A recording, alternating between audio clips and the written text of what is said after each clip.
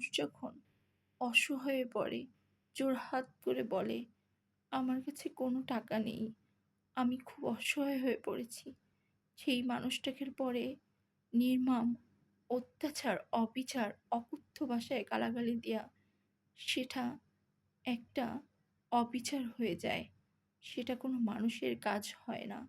আরও ১ বছর ধরে অসুস্থ, টাকার জন্য চিকিৎসা করতে পারছি না।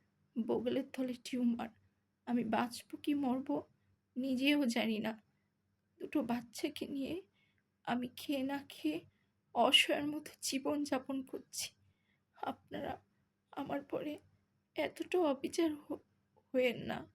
আমাকে এতটা অবিচার করেন না। আমি অসহায় হয়ে পড়েছি। আপনারা আমাকে বুঝলেন না। আমি দিতে, দিতে সর্বস্বান্ত হয়ে গেছি। এখন আর আমার অবশিষ্ট কিছুই নেই।